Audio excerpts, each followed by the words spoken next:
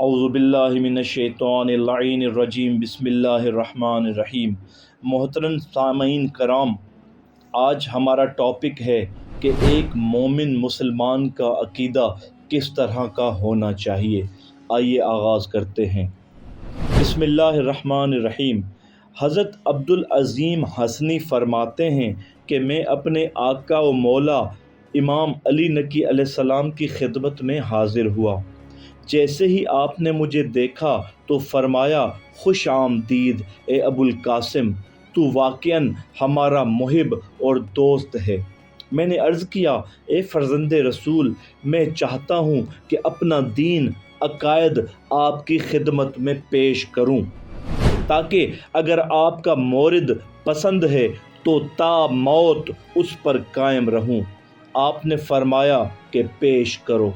میں نے عرض کی، میرا عقیدہ ہے کہ تحقیق خداوند تبارک و تعالی یکتا ہے اور اس کی مثل کوئی چیز نہیں، اور وہ دونوں حدوں سے یعنی حد تشبیہ اور ابطال دونوں سے خارج ہے، اور تحقیق نہ وہ جسم رکھتا ہے اور نہ وہ صورت رکھتا ہے، اور نہ ہی عرض ہے نہ ہی جوہر ہے، بلکہ وہ جسموں کو مجسم کرنے والا ہے اور صورتوں کو مصور ہے، اور جواہر اور اعراض کا خالق ہے، اور ہر چیز کا مالک ہے، اور ہر چیز کا بنانے والا اور ایجاد کرنے والا ہے، اور تحقیق حضرت محمد صلی اللہ علیہ وآلہ وسلم اس کے بندے اور رسول اور خاتم الانبیاء ہیں۔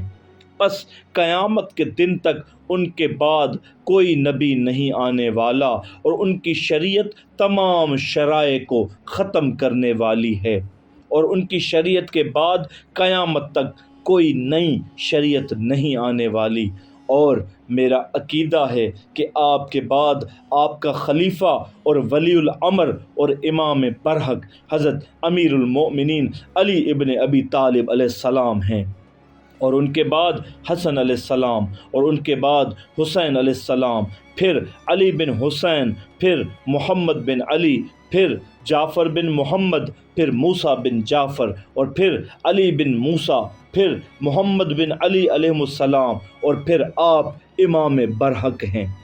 اس کے بعد آپ نے فرمایا، میرے بعد میرا بیٹا حسن بن علی، اور اس کے بعد لوگوں کا عقیدہ اس کے جانشین کے بارے میں کیا ہے؟ میں نے عرض کیا، اے میرے مولا، وہ کیسے ہوں گے؟ فرمایا، وہ ہوگا کہ شخصاً اس کو دیکھا نہیں جائے گا، اور جب تک وہ ظہور فرمائے گا اس وقت تک اس کا نام ذکر نہیں کیا جا سکتا۔ ظہور کے بعد زمین کو عدل و انصاف سے پر کرے گا، جس طرح زمین ظلم و جور سے پہلے پر ہو چکی ہوگی۔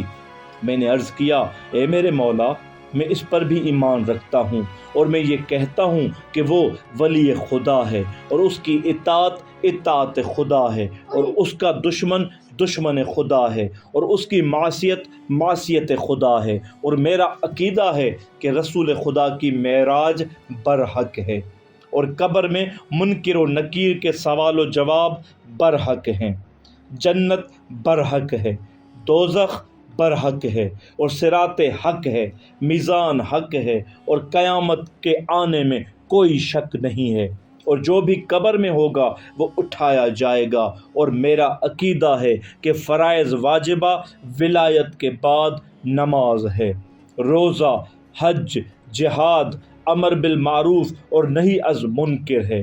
امام علیہ السلام نے فرمایا، اے ابو القاسم، خدا کی قسم، یہی دین خدا ہے کہ جس کو اس نے اپنے بندوں کے لیے پسندیدہ قرار دیا ہے، لہٰذا اس پر برقرار رہو، اور خدا سے دعا کرو کہ وہ تجھے دنیا و آخرت میں اس پر قائم رکھے۔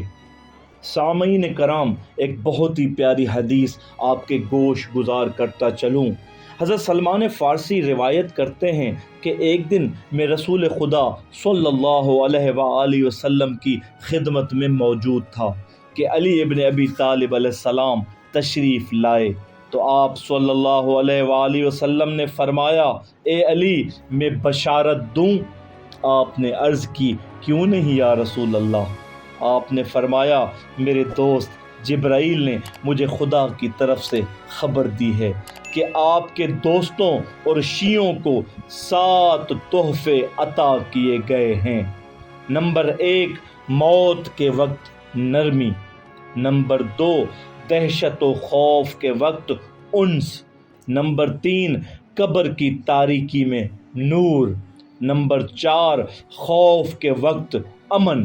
نمبر 5، میزان کے وقت عدل۔ نمبر 6، پل صراط سے گزرنے کا جواز۔ نمبر 7، امت کے سارے لوگوں سے 80 سال پہلے جنت میں داخلہ۔ امام جعفر صادق علیہ السلام نے فرمایا کہ حرام زادے کی 3 نشانیاں ہیں۔ نمبر 1، وہ بد اخلاق ہوگا۔ نمبر 2، وہ زنا پر اس کا اشتیاق ہوگا۔ نمبر 3، میری اہل بیت سے بغض رکھے گا۔ نماز کی فضیلت بیان کرتے ہوئے امام جعفر صادق علیہ السلام نے فرمایا جو شخص 5 وقت کی نماز جماعت کے ساتھ ادا کرتا ہے تو اس کے بارے میں حسن گمان رکھو اور اس کی گواہی کو قبول کرو۔ سامعین، اللہ تعالیٰ سے دعا ہے کہ اللہ تعالیٰ ہمیں 5 وقت با جماعت نماز پڑھنے کی توفیق عطا فرمائے اور ہمیں صحیح العقیدہ مسلمان ہونے کی توفیق عطا فرمائے۔ وما علینا الا البلاغ المبین۔